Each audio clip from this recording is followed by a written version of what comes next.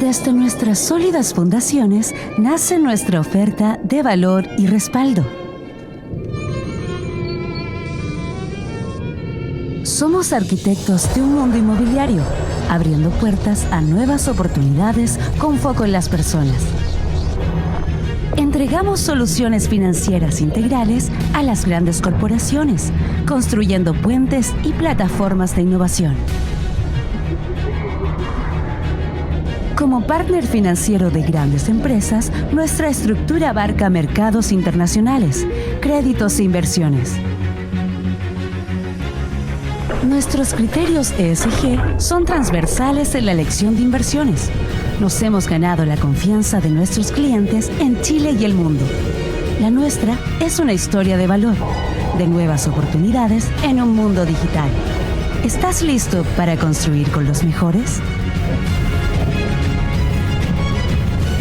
Bienvenidos a Encuentro Digital, coyuntura política y económica de nuestro país. Muy buenos días a todos, gracias por acompañarnos en este encuentro digital sobre la coyuntura política y económica de Chile a 4 días de las elecciones presidenciales y parlamentarias. Presentar a don Gonzalo Cordero, abogado, eximio analista político, y a don Andrés Pérez, nuestro economista jefe de Banco Itaú, con amplia trayectoria también local e internacional. Muchas gracias a ambos por estar con nosotros. Muchas ¿Por gracias. qué Digital? Porque estamos físicamente aquí, los tres conversando con ustedes, interactuando digitalmente a través de esas pantallas, donde van a encontrar un chat en la esquina derecha de sus pantallas, para que nos hagan saber sus preguntas, comentarios, inquietudes respecto de la coyuntura, y de esa manera poder dirigir la conversación que vamos a tener aquí para ustedes a los intereses que más tengan o que más les llamen la atención. Quiero empezar agradeciéndole a todos ustedes, clientes nuestros de Banco Itaú, el tiempo que dedican a responder la encuesta de satisfacción o NPS, que básicamente mide el grado de conformidad con los productos y servicios que les brindamos día a día a ustedes. Y en esa misma lógica, comentarles que el Banco Itaú ha sido el banco que más ha crecido en NPS en Chile, lo que nos tiene tremendamente orgullosos. Asimismo, Grandes Empresas muestra también un crecimiento muy importante este año, que, como les digo, nos tiene muy contentos con la trayectoria que estamos tomando y el feedback que recibimos de ustedes día a día. Bueno, sin más, Andrés, te doy la palabra. Muchas gracias. Para que nos cuentes un poquitito cómo está el panorama económico en este escenario de volatilidad. Muchas gracias, Guillermo. Muchas gracias, Gonzalo. Buen día. Para partir, quiero dar la idea de que en Chile hoy día estamos en un escenario donde la economía lleva 6 meses consecutivos creciendo a una tasa de 2 dígitos en términos interanuales. Entonces, en cierto sentido, estamos en una sensación transitoria de euforia, en la cual la economía ha recuperado ampliamente los niveles que se observaban prepandemia, pero también ya alcanzamos 8% por encima del nivel que se encontraba la economía en el nivel prepandemia, ¿ya? Entonces, es importante decir que esta actividad ha sido principalmente impulsada por el consumo, lo cual se observa en la línea naranja en comercio, pero también de manera creciente en el sector servicios. Y esto es consistente con una reapertura gradual que se ha implementado en la economía, especialmente desde junio de este año, ¿ya? Entonces, esta reapertura y esta rápida reactivación de la economía ha sido impulsada no solamente por una política macro, monetaria, fiscal y financiera que ha sido sin precedentes, pero también por el importante impacto que han tenido los retiros de ahorros previsionales. Entonces, como una manera de tratar de dimensionar este impacto, a su lado izquierdo observan distintas barritas con distintos colores. Las barritas rojas intentan ilustrar la caída de ingresos laborales en la economía chilena desde el segundo trimestre del año pasado y el estimado hacia fines de este año, que ustedes ven que en todo momento es negativo, ¿cierto? Los ingresos laborales en promedio en la economía cayeron, tuvieron una caída más pronunciada hacia fines del año pasado y gradualmente han vuelto a converger a cero, pensando en que ya el mercado laboral se ha ido recuperando con cierta rapidez. Pero ustedes ven que por lejos el tamaño de las barritas por encima del cero superan ampliamente el tamaño de las las caídas de las barritas rojas, y ahí eso está impulsado por verde, que sería el ingreso familiar de emergencia, ya sea en su IFE COVID, después en su nuevo formato del IFE universal. Pero lo que más llama la atención son las inyecciones de recursos a los hogares, que son las barritas ya más azules, que alcanzan en torno a 50.000 millones de dólares y muy cargados hacia este año, ¿ya? Para que se hagan una idea, anteriormente los estímulos fiscales que se hacían para apoyar a la economía no estaban en torno a más del 2 o 3% del PIB. Hoy día el fisco está gastando en torno a 1% del PIB mensualmente solo en el IFE universal. O sea, son montos sin precedentes que están apoyando el consumo en los hogares en este periodo. Ahora, tenemos un escenario de amplia liquidez, también los hogares están mejor desde el punto de vista del mercado laboral, pero también el escenario sanitario se mantiene muy favorable, en el sentido de que tenemos una amplia cobertura de vacunación y tenemos también un sistema sanitario que se ha ido ajustando a los distintos shocks. ¿Ya? Es cierto que en lo reciente han aumentado los casos, pero dado la alta cobertura de vacunación es muy difícil de que se vuelva a restringir con restricciones a la movilidad muy severas, ¿ya? Entonces, esto en un contexto donde lo que ustedes ven al lado derecho no es el paseo bandera, sino básicamente es una idea de tratar de demostrar lo que está pasando con las distintas variantes de COVID en Chile, y básicamente la variante Delta es la que se ha propagado rápidamente a lo largo del país, ¿ya? Entonces, tenemos un escenario de hogares con mucha liquidez, un escenario sanitario favorable, pero sí hay algunas incertidumbres algunos desafíos que hay que abordar. Pensemos en el mercado laboral, la actividad se ha recuperado rápidamente, pero no así el empleo, ¿ya? Entonces el empleo sigue rezagado, y esto, en mi sensación, refleja distintas distorsiones que están sucediendo dentro del mercado laboral. Dentro de ellos existe una brecha creciente entre la demanda por trabajo y la oferta. Al centro de su pantalla ustedes pueden observar lo que está sucediendo con los números de avisos, que pensemos que es como una idea de la oferta laboral, ¿cierto? La cantidad de empresas que están buscando trabajadores. Y la línea azul refleja a su vez el número de postulaciones, ¿cierto? O sea, la idea de que las personas estén buscando efectivamente cumplir con esas ofertas. Pero la verdad es que se ha abierto esta brecha, y esto puede deberse a distintos factores. Uno puede ser cambios estructurales en el mercado laboral, puede ser que personas efectivamente no quieran volver a trabajar presencialmente, puede ser efectivamente que algunos sectores de la población no quieran volver a participar con tanta fuerza, pensando en que los colegios todavía no han regularizado completamente su escolaridad presencial. Y tercero, por cierto, está el efecto de transferencias fiscales y las amplias inyecciones de liquidez sobre los hogares y la disposición a trabajar. Y eso también se ve observado en el gráfico que usted a su mano derecha, que dice, en aquellas empresas que buscaron trabajadores, ¿qué sucedió? Bueno, resulta que el 23% de estas empresas no logró contratar ni hubo candidatos. O sea, esto es una distorsión bien relevante en el mercado laboral, y es algo a observar considerando que el elemento fundamental del consumo hacia adelante es el mercado laboral, son los ingresos laborales. El siguiente punto que también nos llama, también es una señal de cautela hacia adelante, es justamente el escenario de la inversión privada. Este año la inversión privada yo creo que ha andado como avión, ¿ya? O sea, hay muchos proyectos que se postergaron en el marco de la pandemia el año pasado, hay muchos proyectos que la inversión se tiene que realizar igual para mantener la producción, la infraestructura productiva. Entonces, en ese sentido, la inversión, la importación de maquinarias y equipos ha andado muy bien, pero ya para el próximo año hay señales que esta sensación de euforia que se ve tanto en el consumo, pero también en la inversión, ya se empieza a disipar. Entonces, el catastro de bienes de capital demuestra que la inversión privada a materializar el próximo año ya cae en torno al 17% con respecto a este año. Estos son datos duros. Así también otras encuestas, por ejemplo la encuesta de percepciones de negocios del Banco Central, indica que el 30% o sea, en enero más del 50% de las empresas querían invertir el próximo año, pero esto ya cayó a 30% en su encuesta más reciente. ¿Y por qué? Bueno, es el tema que yo creo que a muchos nos convoca hoy día, se relaciona a la incertidumbre reinante que existe tanto en el escenario económico como en el escenario político. ¿Okay?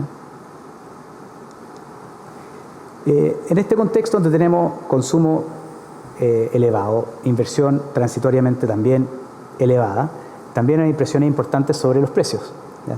Estamos hablando de tasas de inflación en Chile que no se habían visto en más de 10 años. La inflación de un mes, la inflación de octubre estuvo en 1,3%, y esto está por sobre la inflación del mes anterior, de un 1,2%. O sea, son tasas muy elevadas para una economía como la de Chile.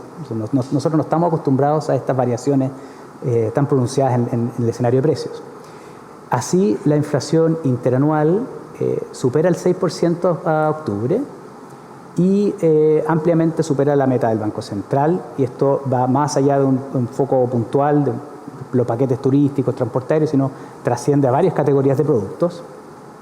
Yo diría que lo más preocupante acá es que, dado que la economía chilena tiene altos niveles de indexación por el rol que juega la UEF, este shock de inflación puede llegar a ser más persistente de lo que algunos están considerando.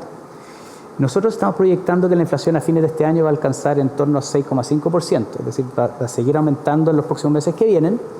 ¿12 meses? 12 meses. 12 meses, un 6,5, 6,6%.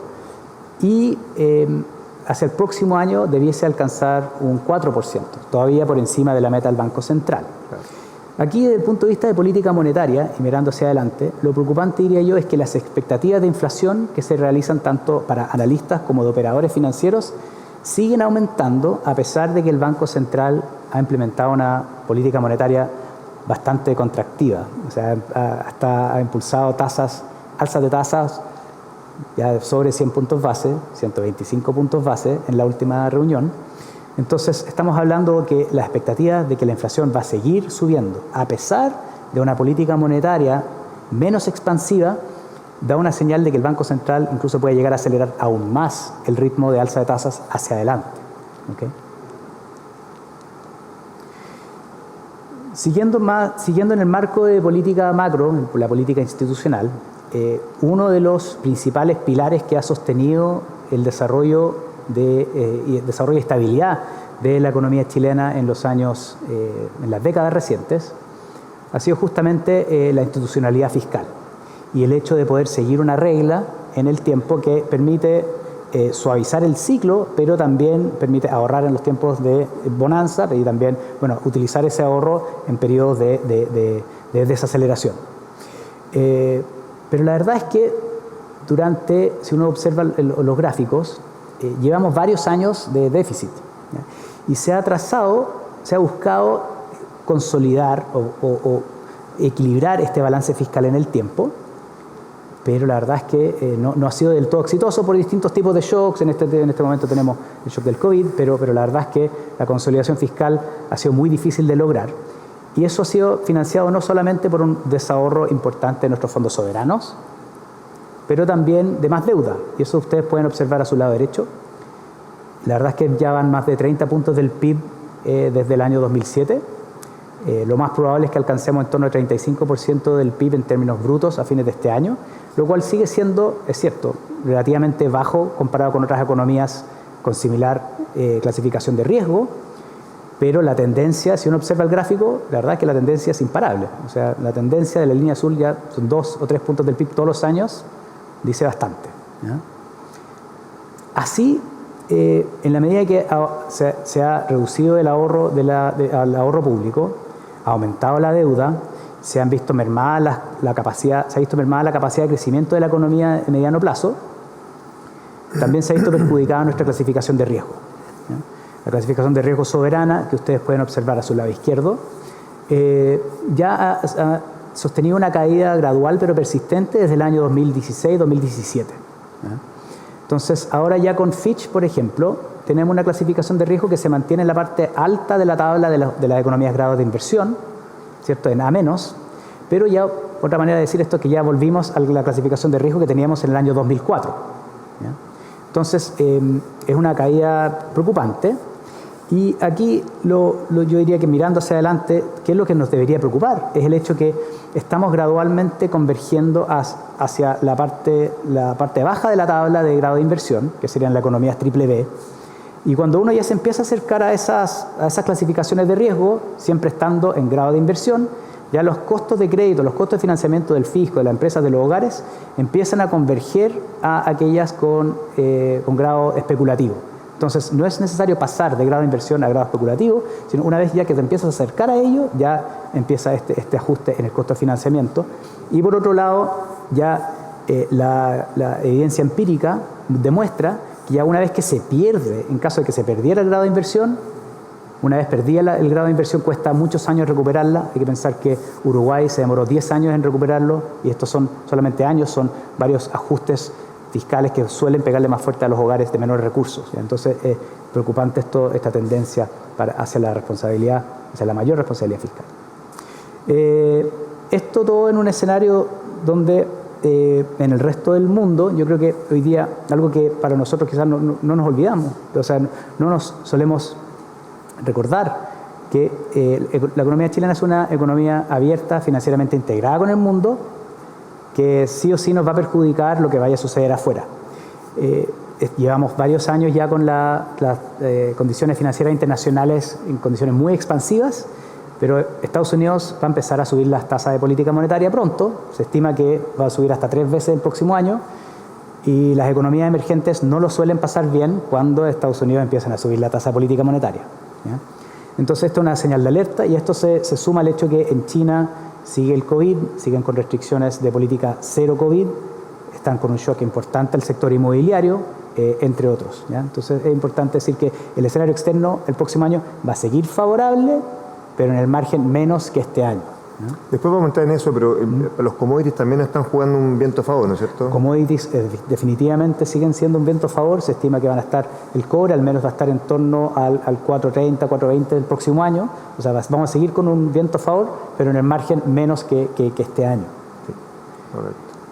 Sí. Así, para ir ya entrando al terreno y preparando el terreno hacia Gonzalo, yo creo que algo que ha dominado en los últimos meses a los precios de los activos financieros chilenos ha sido la mayor incertidumbre, y especialmente desde a fines de abril de este año.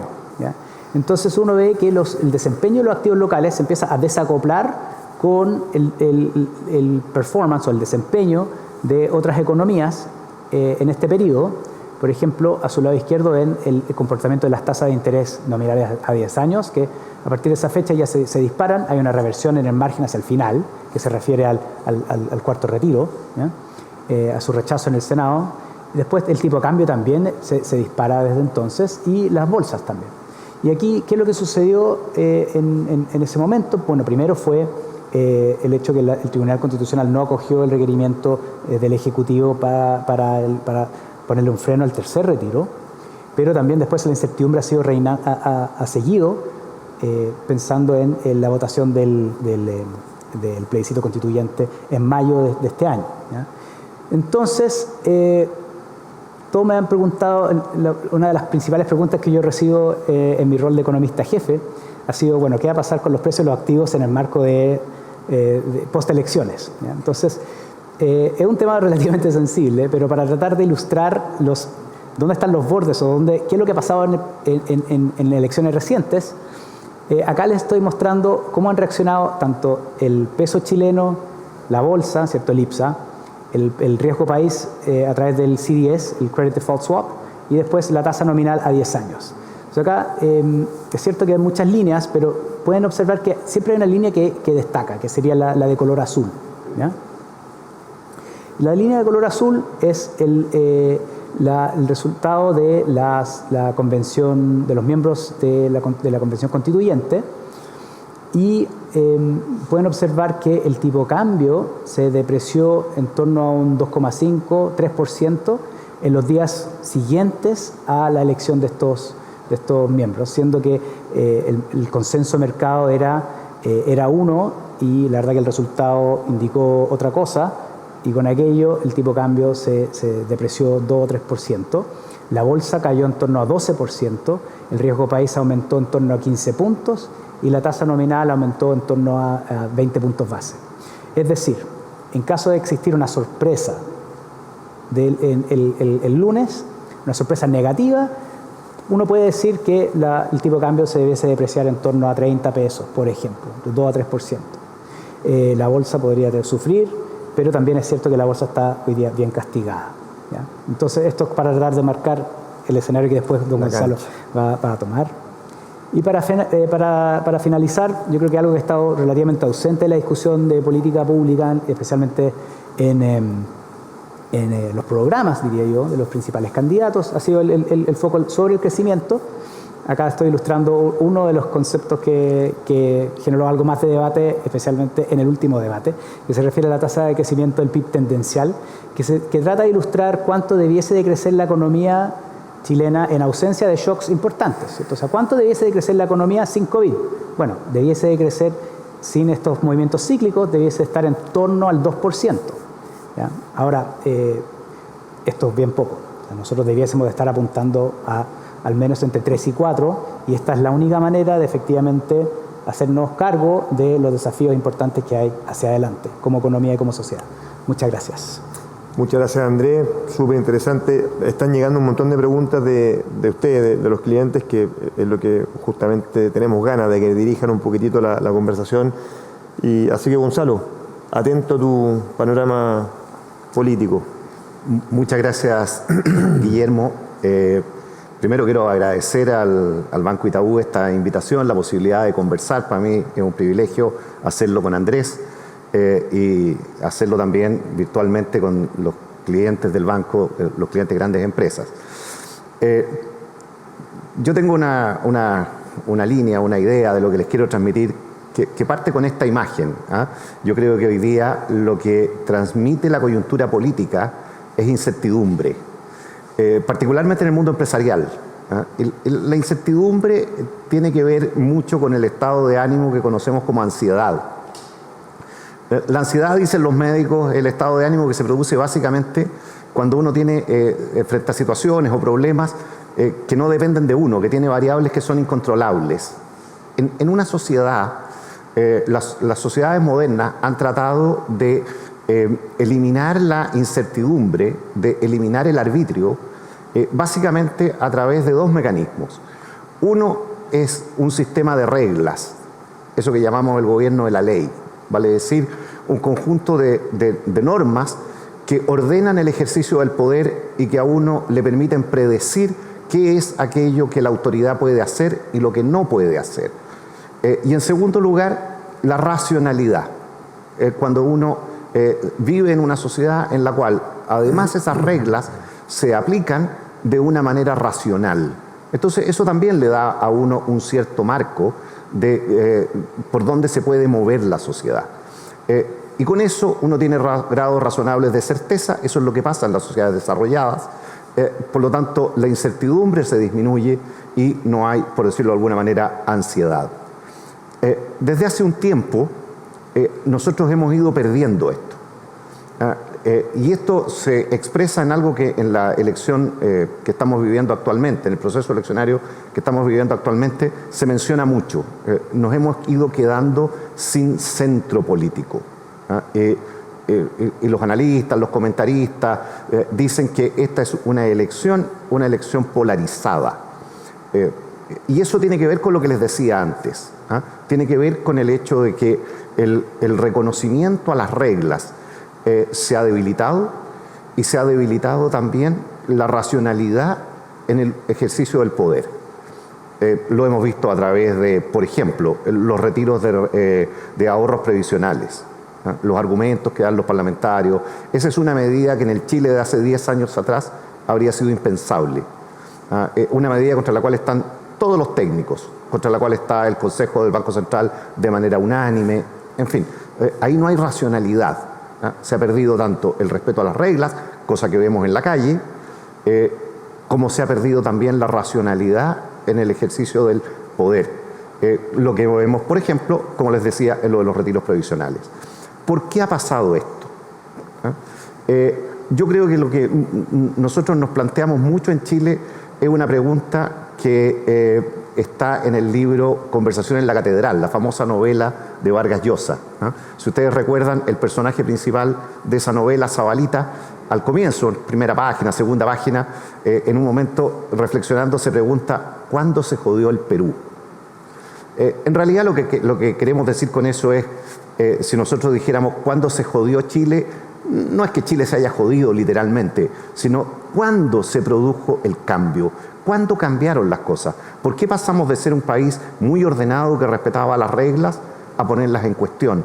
¿Cuándo dejamos de tener un sistema político que actuaba dentro de una cierta racionalidad que llegó a ser bastante asemejable a los países desarrollados? ¿Cuándo dejamos de respetar la racionalidad? Yo creo que hay varios elementos que lo explican. El primero para mí es el cambio del sistema electoral.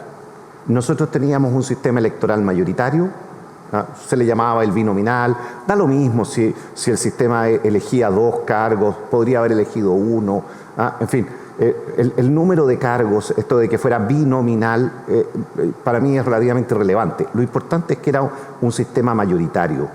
Y los sistemas mayoritarios tienen un efecto, tienden al centro, tienden a la moderación, porque el umbral de elegibilidad es muy alto.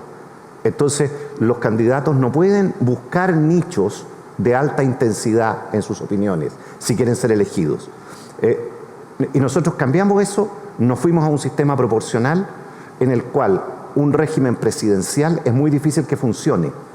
No porque el presidente no tenga mayoría, si en un sistema mayoritario el presidente también puede tener minoría en el Congreso, pero la mayoría del Congreso va a ser siempre mucho más moderada que la mayoría que se produce en un sistema parlamentario, en un régimen proporcional.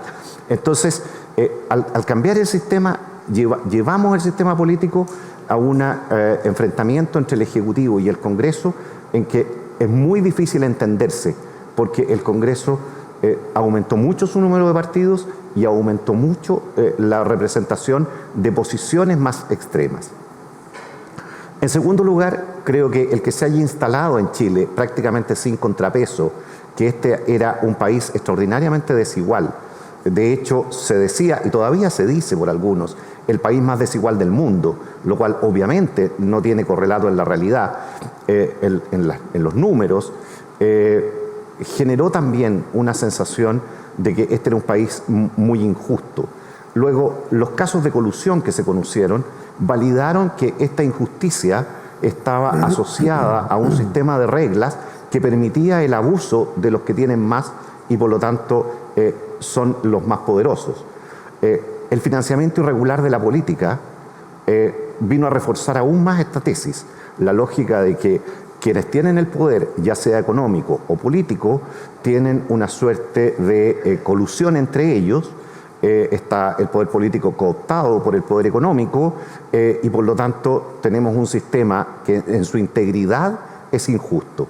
Y finalmente, el otro elemento que creo que fue determinante son las redes sociales.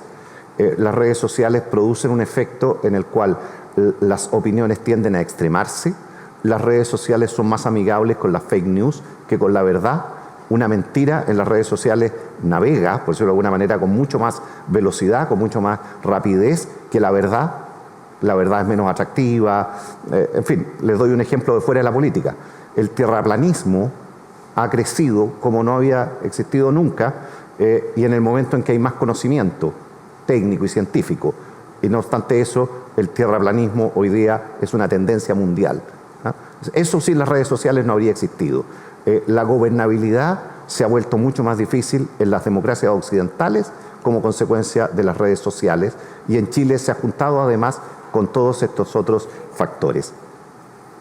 Esto llevó a una deslegitimación muy fuerte del poder y de las distintas posiciones sociales. Y esto creo que es muy relevante para el mundo empresarial, porque cuando yo digo que se ha deslegitimado el poder, no se ha deslegitimado solo el poder político, se ha deslegitimado todo orden de autoridad y de poder en la sociedad. Se ha deslegitimado también las posiciones de influencia que tiene el mundo empresarial, el mundo académico, se ha deslegitimado la autoridad en la familia. En todos los órdenes sociales hay un cuestionamiento generalizado a las posiciones de poder. Esto llevó a que en Chile se creyera por un número muy importante de gente que las reglas bajo las cuales nosotros vivimos están hechas para permitir el abuso. Y esto llevó, a su vez, a que la violencia en la calle forzara un acuerdo, el acuerdo del 15 de noviembre, en que se acordó hacer una nueva constitución, y el plebiscito en el cual los chilenos decidimos si queríamos o no una nueva constitución, como ustedes saben, tuvo un resultado de 78 puntos a favor y solo 22 en contra. O sea, la inmensa mayoría del país, más de 3/4 del país que votó, se expresó por un cambio en el orden jurídico, por un cambio en las reglas del juego, un nuevo Chile. ¿Cuál es ese nuevo Chile? En la Convención Constitucional lo que se ha manifestado mayoritariamente es que queremos un Chile plurinacional, paritario e inclusivo. Conceptos que en sí mismo uno no tendría por qué estar necesariamente en contra. Lamentablemente son conceptos que se han ido instalando en la lógica de que significan un cambio que yo diría es radical respecto del país que tenemos, y genera por lo tanto un grado aún mayor de incertidumbre. Mi impresión es que la Convención Constituyente, en su resultado y en la discusión que está teniendo, ha significado lo que yo llamaría el fracaso de la estrategia del gato pardo. Si ustedes recuerdan ese famoso concepto de la obra de Giuseppe Tommaso de Lampedusa, si queremos que todo siga como está, es necesario que todo cambie. Yo tengo la impresión que hubo gente que creyó que podíamos hacer un proceso en el que todo cambiara, pero para que todo quedara igual. Y llevamos esto a una convención constitucional, a una convención constituyente, en la cual la mayoría que hoy día la controla realmente quiere que todo cambie, pero para que nada quede igual, para que nada siga igual. A mí me parece que este hoy día es el punto de inflexión que genera más incertidumbre en el país. Así las cosas, regresamos a lo que yo diría es el clivaje básico de la política en Occidente, el clivaje básico de la discusión política más profunda.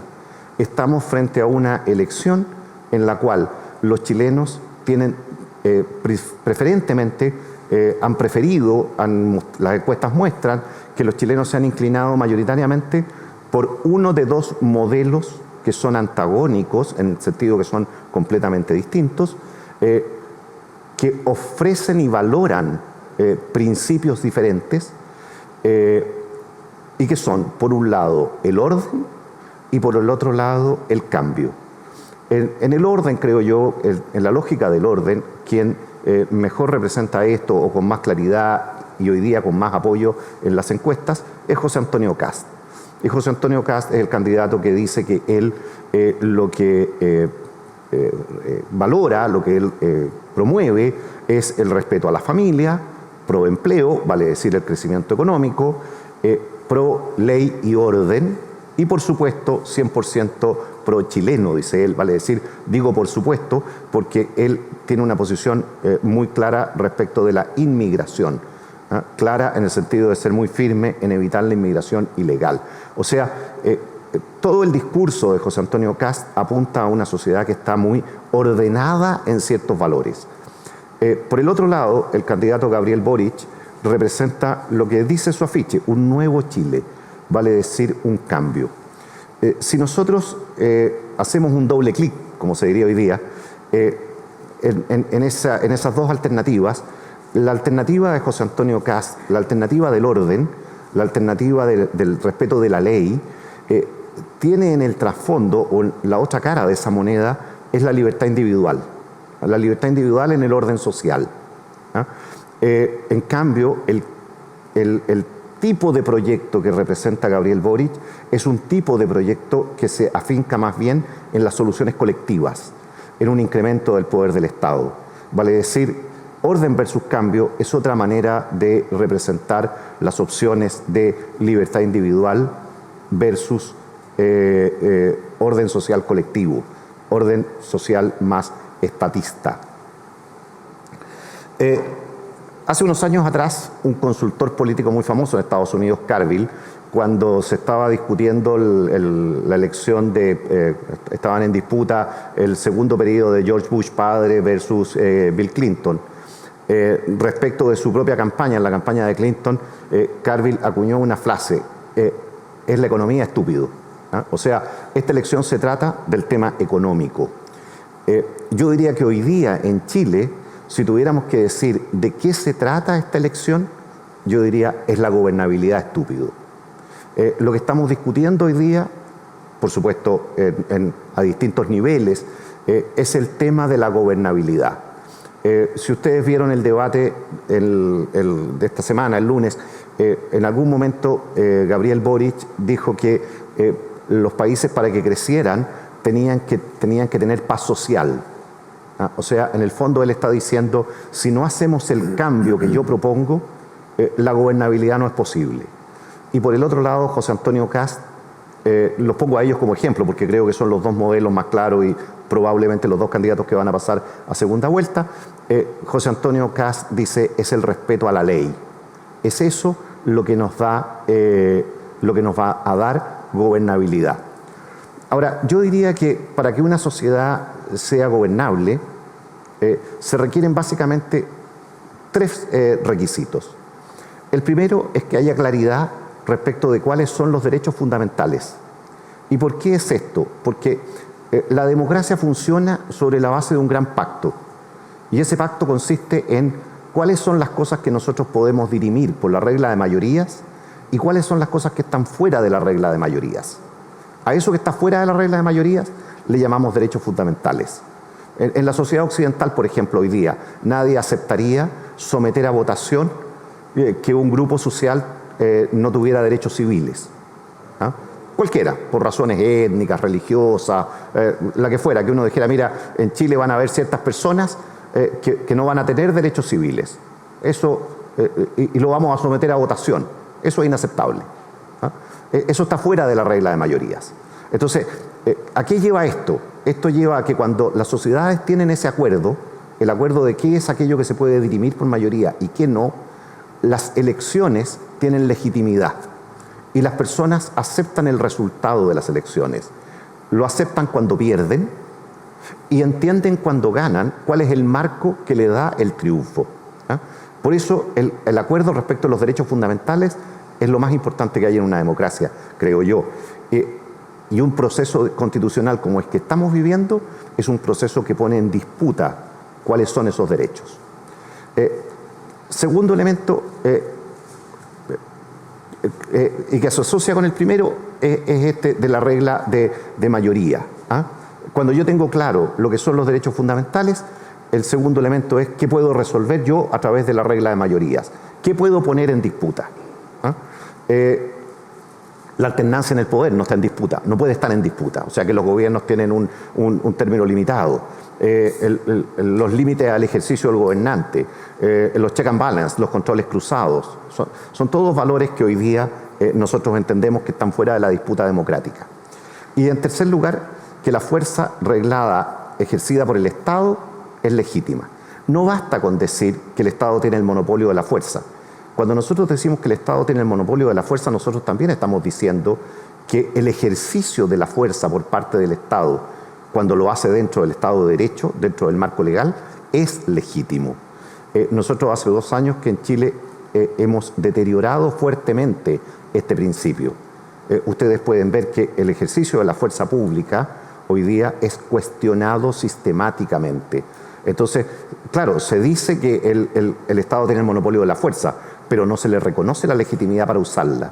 Mientras no recuperemos ese concepto, la gobernabilidad va a estar en cuestión.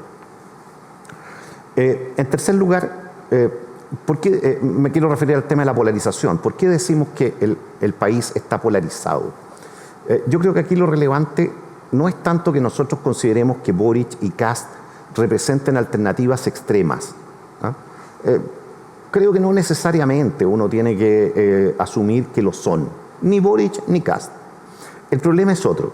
El problema es que los dos representan proyectos que se fundan en principios que son o pueden ser intransables e incompatibles entre sí. Y eso sí que puede generar un problema de conflicto muy fuerte en la sociedad. Eso sí puede generar polarización. Y de hecho, Gonzalo, de interrupción nomás, ambos proyectos económicos también cuestionados. Por supuesto. Por distintos sectores. Por supuesto. El de Kast por el tema de los impuestos, el de Boric por el lado del crecimiento. El hecho de que sean incompatibles y el hecho de que tengan elementos que cada uno de sus adherentes considera intransable es el que lleva a la descalificación recíproca. Un eventual gobierno de Boric dejaría uno de los dos proyectos en el Ejecutivo con el control de la Convención Constituyente y probablemente, todavía no lo sabemos, con mayoría en el Congreso. Y eso significaría un desafío muy importante, que es que un sector político concentraría una cantidad de poder muy grande y por lo tanto recaería sobre él un deber de responsabilidad para administrarlo con prudencia. En el caso que ganara Kast, se produciría otro problema, y es que tendríamos a uno de esos dos proyectos en el Ejecutivo y probablemente en el Congreso con minoría, y el resultado que ya conocemos en la Convención. Y por lo tanto se podría producir un enfrentamiento entre órganos del Estado, entre el Poder Legislativo y el Ejecutivo, entre el Ejecutivo y esta Convención Constituyente, se podría producir un enfrentamiento que también, si no es manejado con prudencia por ambas partes, puede ser muy malo para el país. O sea, yo creo que uno puede imaginar un escenario positivo y un escenario negativo con ambos resultados.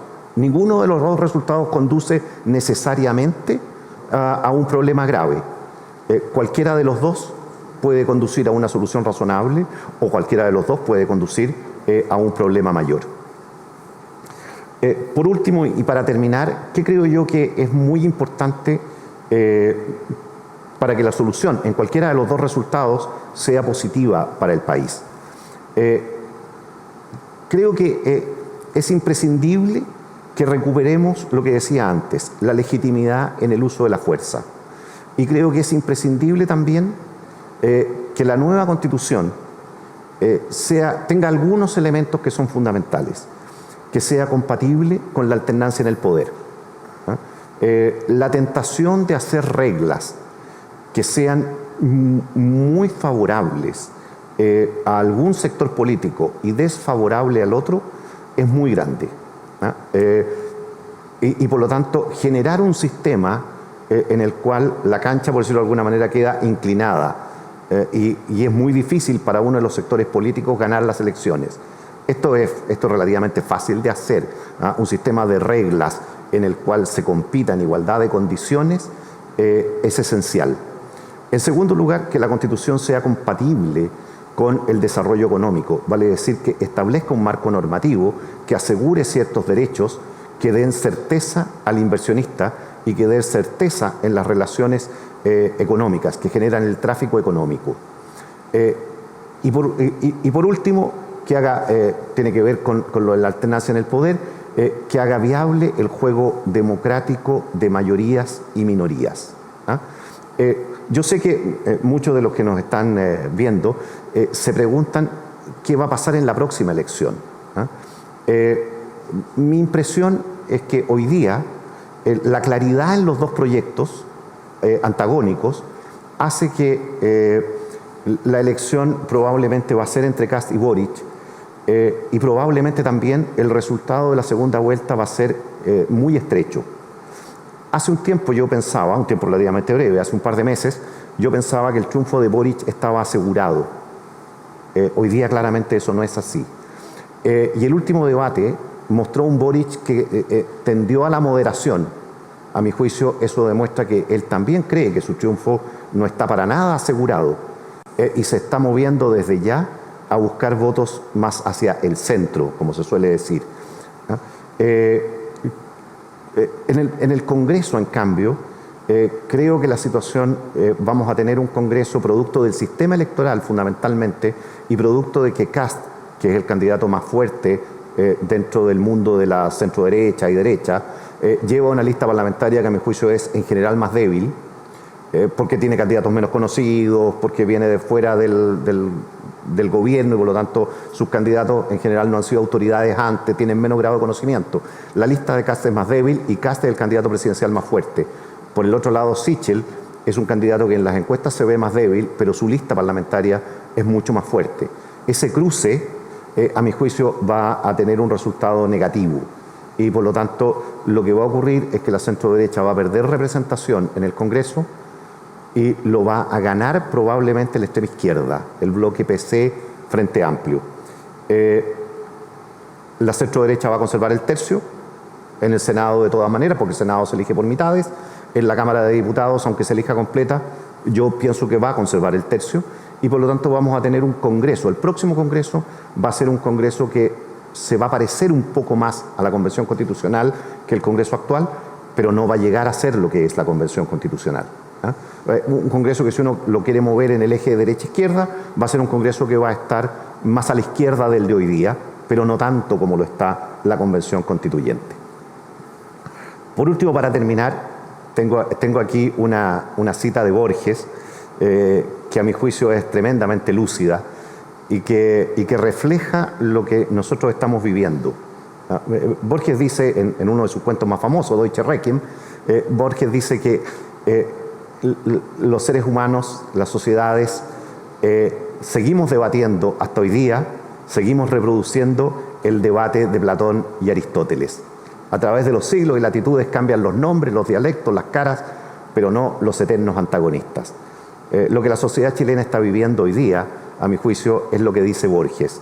Hemos vuelto a la disputa entre la sociedad fundada en los derechos individuales, la seguridad y el orden, o la alternativa, la sociedad fundada en la inspiración colectiva de que desde un órgano superior que representa al conjunto de la sociedad, se establecen las reglas, se establece lo que es justo, el sentido de justicia viene de lo colectivo y los individuos tienen que ajustarse a eso.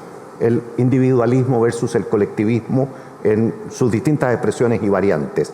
Eso es lo que nosotros estamos viviendo hoy día y eso es lo que en este momento nos genera la incertidumbre que yo mostraba en la primera lámina. En términos generales yo soy optimista. Me imagino que van a haber preguntas sobre esto. Aunque no lo parezca, soy optimista y creo que vamos a salir bien. Me hemos reído con Gonzalo del optimismo y lo que uno proyecta, pero bueno, efectivamente hay que ser optimista. Y entre todo este antagonismo, agradecerle a todos ustedes que están haciendo esta cantidad de preguntas interesantísimas, las vamos a contestar todas. Si no es ahora en el panel, lo haremos después vía escrita. Pero entrando un poco en materia económica con este antagonismo que se ve, Andrés, hay un montón de preguntas respecto de, yo diría, tres tópicos. El tema de las tasas y qué puede ocurrir con el alza de tasa que está llevando a cabo la política monetaria. Después todo el tema inmobiliario y cómo se afecta el stock, la venta, lo que conversábamos hace un rato, Gonzalo, de esto de los precios de los activos. Y en tercer lugar, el tema de la cadena logística y cómo eso va a terminar afectando el crecimiento o la eventual recesión técnica que estamos proyectando para el segundo semestre del 2022. Entonces, son todos factores que confluyen en un montón de clientes que tienen intereses en ese ámbito. Tratemos de dar una visión respecto a eso. Ok, perfecto. ¿Está funcionando? Sí. Ok. A ver, primero, en términos de nuestra proyección de la economía para el próximo año, nosotros estamos proyectando una desaceleración desde en torno del 12% este año hacia un 1,8% el próximo año. Esto conlleva implícita una desaceleración importante de la actividad entre el segundo y el tercer trimestre del próximo año. Y nosotros lo estamos aduciendo principalmente a la dinámica de la inversión, cosa que en cierta medida ya lo vimos en la presentación. Ahora, tenemos que pensar que desde el punto de vista de marco, de la macro, de las herramientas macro que hay, va a haber una contracción de la política fiscal, que es necesaria, ¿cierto? Que tenemos una política fiscal muy expansiva este año, pero también vamos a encontrarnos con escenarios de tasas mucho más elevados de lo que se pensaba anteriormente. Es muy probable que en la próxima reunión de política monetaria nuestro escenario base es que el Banco siga subiendo en el mismo ritmo de tasas que se observó en la reunión pasada, es decir, de 125 puntos base, llevando la tasa a 4%. Esto está por encima del nivel considerado neutral, ¿ya? O sea, ya pasando a condiciones más contractivas, y ya llegando en torno al 5,5% hacia mayo del próximo año. ¿Ya? O sea, va a haber alguna moderación hacia adelante en el ritmo de alzas, pero ya pasando derechamente a condiciones financieras más contractivas, pensando en que hoy día la economía ha dado señales muy importantes de que está sobrecalentada. ¿Ya?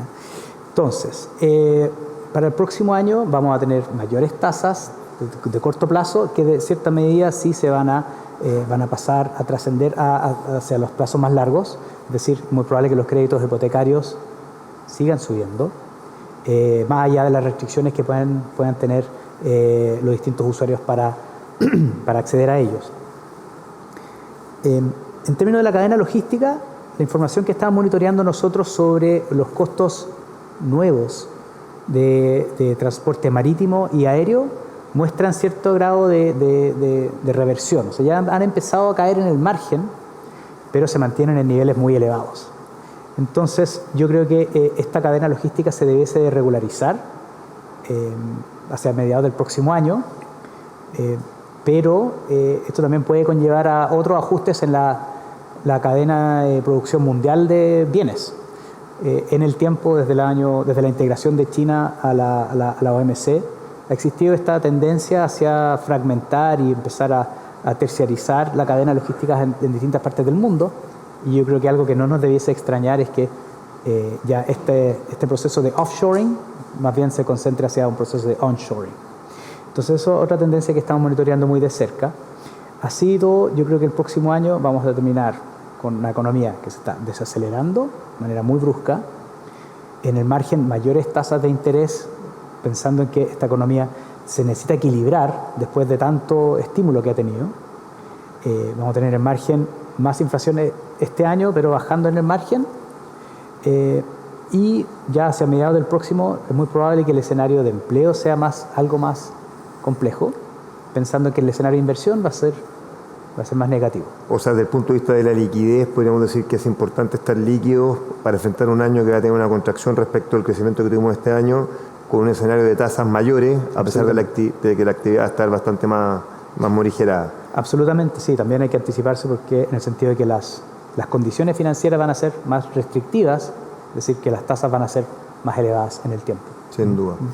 Oye, Gonzalo, y conversamos hace un tiempo, hace unos días atrás, del tema parlamentario, pensando un poco en un par de preguntas de los fondos de pensiones. Me preguntan un montón de clientes qué está pasando con los fondos de pensiones, que hace mucho rato llevamos discutiendo el NOMA AFP, pero con esta polarización y con esta eventual composición del parlamentario, del grupo parlamentario, ¿tú ves posible que hayan acuerdos políticos para terminar con cosas que no hemos podido terminar en los últimos 3, 5 años? Mira, cuando se produjo la votación del plebiscito y el 78% votó por una nueva constitución, el sistema político entendió que había una voluntad de cambio que era arrolladora y muy profunda. A poco andar hoy día, tenemos una elección presidencial que se ve bastante peleada, bastante ajustada, y en el cual la alternativa, por decirlo de alguna manera, a ese mundo del 78% es Kast, que es exactamente todo lo contrario. Y cualquiera gane, es evidente que el apoyo a Kast va a ser un apoyo muy alto. Y por lo tanto hay una señal también ahora al sistema político, una señal de que la gente quiere cambios, pero no quiere cualquier cambio. Y probablemente lo que no quiere es poner en riesgo la experiencia de progreso que ha vivido en los últimos 30 años. Es razonable que quiera una sociedad mejor, es razonable que quiera una sociedad donde no haya menos abuso, donde no haya casos de colusión, en fin, eso es evidente que es así, pero no quiere ese cambio radical en el cual se puede perder mucho de lo que se ha ganado. Y por lo tanto, yo creo que esa señal el sistema político ya la está recibiendo. Y desde ese punto de vista es que yo tengo un cierto grado de optimismo en que cualquiera sea el resultado presidencial, a la hora de ejercer el poder, ya sea que haya un bloque que vaya con Gabriel Boric en la presidencia hasta la Convención Constituyente, creo que la señal de que un 45% del país no votó por él, por el presidente, es una señal de la cual ellos, quienes gobiernen, se van a hacer cargo. Y si es al revés, y si es Kast, también va a haber una señal de que el país no quiere el predominio total de un modelo sobre el otro. Y sobre esa base es que yo espero que ya una vez pasada la turbulencia electoral, una vez instalado los poderes y ajustado, asentado una nueva distribución de cargos y de ejercicio del poder, los actores entiendan que no pueden destruir el país, entiendan que hay un cierto nivel de contrapeso importante y que por lo tanto hay una necesidad de moderar las expectativas. Claro. No, sin duda. Oye, Andrés, y entrando un poquito en el tema de los déficits fiscales que conversábamos justo antes de empezar el programa, y un poco con lo que señalaba Gonzalo de este mix complejo de tendencias en el Parlamento o en la presidencia, ya sea Castro, Boric o Sichel, el que salga. Los déficits fiscales de este país tienen un impacto evidentemente en la clasificación de riesgo, y eso nos va a impactar de alguna manera en todo lo que es los costos de fondo, el costo del crédito en general, desde la banca hasta la empresa. ¿Te da la sensación de que estamos ya con la noticia incorporada en la clasificación de riesgo local o crees que podemos tener noticias o sobresaltos desde esa perspectiva? Okay. A ver, la clasificación de riesgo soberana busca medir la capacidad de pago o no pago de un emisor. Esperemos que sea pago por ahora. Por eso. Entonces, esta clasificación se ha ido deteriorando desde el año 2017 en Chile, pero desde niveles muy elevados. Yo tiendo a pensar que la clasificación de riesgo que tiene Chile hoy día con Moody's, S&P y Fitch están siempre en grado de inversión, en la clasificación A, pero en distintos A más, A y A menos. Yo creo que es muy probable que Moody's gatille una baja en la clasificación de riesgo desde A más hacia A durante el segundo trimestre del próximo año. Hay que recordar que con ellos tenemos una clasificación de riesgo de A más, pero con una perspectiva negativa. Yo creo que después, pensando en S&P y Fitch, yo creo que van a esperar a ver cuáles son los planes fiscales de la próxima administración, ver si es que hay alguna señal más concreta, no solamente en torno a la consolidación fiscal, pero también en torno a las medidas pro crecimiento, porque hay que pensar que la capacidad de pago no solamente se refiere a la cantidad de deuda que uno tiene que pagar, sino también cuáles son tus condiciones en términos de crecimiento para poder financiar aquellas obligaciones. Entonces, ambos componentes para Chile han tenido dinámicas que nos van en la línea de mejor clasificación de riesgo. Lo clave hacia adelante más bien es estabilizar esta tendencia negativa. Entonces, debiésemos de esperar nuevas noticias hacia el segundo o tercer trimestre del próximo año, dependiendo de cuáles son los planes fiscales y de crecimiento que tenga la próxima administración. No, totalmente, te lo pregunto porque claramente muchos de los clientes que nos están viendo y con los cuales conversamos día a día nos preguntan un poquitito el escenario de fuentes de financiamiento. Hoy día la verdad es que con toda la coyuntura política y la volatilidad, las fuentes están bastante cerradas en lo que habitualmente estábamos nosotros acostumbrados a financiarnos localmente, compañías de seguro, FP, tasas largas. Sí, o sea, bueno, ese es un punto importante. Este año las necesidades totales de financiamiento del fisco estaban en torno a 40.000 millones de dólares. Es un monto muy grande. El próximo se estima que va a caer en torno a 21.000 millones de dólares. A pesar de esta consolidación importante que se logró en la aprobación de la ley de presupuesto, que bueno, falta que se cierre probablemente tal, pero ya está despachada el segundo trámite en el Congreso. Hay que recordar que esa consolidación fiscal de la ley de presupuesto es de más de 20% en términos interanuales. Ahora, en un mercado local tensionado, el fisco no va a poder recurrir a financiamiento como lo hacía antes en el mercado local, con lo cual yo creo que va a volver a emitir afuera similar a lo que hizo este año. Entonces, digamos que tiene que emitir 20.000 millones en total. Yo me imagino que van a ser 10 afuera, 10 acá, pero esos 10 acá concentrados en letras, en la parte más corta de la curva, y después algunos plazos más puntuales, considerando que el mercado laboral asalariado formal sí se ha recuperado y las AFP están recibiendo en torno a 300, 400 millones de dólares de los recursos de nosotros como afiliados para invertir. Claro. Y Gonzalo, desde la perspectiva de lo que se enfrenta el domingo, ya decías tú que tú esperas Boric-Kast, que es lo más probable que las encuestas. ¿Te pareció que el debate dejó un poco más abierta la decisión? O como comentaba hace unos días en una columna, crees que estamos enfocados en temas que no son tan coyunturales para el grueso de la población? Mira, yo creo que el debate, sin duda alguna, fue un debate bueno para los retadores. O sea, en la lógica de Boric, Marco Enrique Ominami estuvo, a mi juicio, muy bien. Lo hizo muy bien en términos de transmitir críticas punzantes, televisivamente bien, en fin. Creo que Sichel estuvo bastante mejor que Kast. Y eso debiera, con un debate que tuvo un rating muy alto, sumado a todos los canales que lo transmitían, eso debiera llevar probablemente a un cierto ajuste de los números.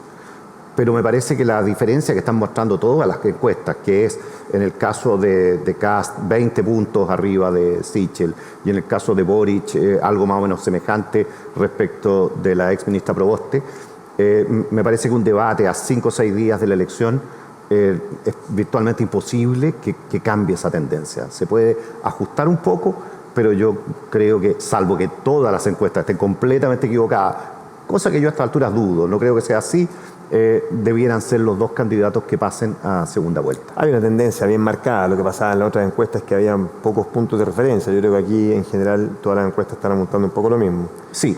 Ahora, yo creo que si uno mira el proceso un poquito más en el largo plazo, uno ve que, por decirlo de alguna manera, el péndulo viene volviendo. Hay algunas señales. En la primaria de la izquierda, por ejemplo, la derrota de Jadwe te muestra que incluso en ese mundo la posición más extrema perdió y perdió por mucho. Luego, la derrota reciente del Cuarto Retiro te muestra también que empieza a primar una cierta racionalidad de mayor moderación. Luego, la derrota ayer en la acusación constitucional al presidente de la República. Claro, uno puede decir era previsible porque la oposición no tiene votos en el Senado, pero la oposición tampoco tenía votos en el Senado para sacar los retiros y los sacó. Entonces uno ve que la cosa hay una cierta tendencia al orden, y no tengo duda alguna a que lo bien que está Kast en las encuestas está siendo una señal para todo el mundo político. Los mensajes de Boric en el debate del lunes, ya no es partidario de que la mitad de los directorios de las empresas están integrados por trabajadores. Dijo expresamente que había cambiado él esa propuesta, que él garantizaba el orden público en el espacio público. Más moderación. Más moderación. Y yo al final creo que la política como el mercado, la democracia como el mercado, es muy sensible a las señales. Y los políticos están recibiendo la señal de que ya esta borrachera de cambio total ya no es lo que está imperando en el país. Sin duda. Bueno, esperemos que sea un domingo tranquilo, positivo. Muchísimas gracias, Gonzalo, por tu participación. Como siempre, súper interesante. Don Andrés, muchas gracias. Tremendamente interesante también todos los datos económicos. A todos ustedes, muchísimas gracias por acompañarnos. La verdad es que nos quedamos con muchísimas preguntas sin contestar. Las vamos a tratar de abordar después de manera escrita. Pero bueno, muchísimas gracias por acompañarnos. Que tengan un buen miércoles y una buena semana. Hasta luego. Muchas gracias. Muchas gracias. Hasta luego.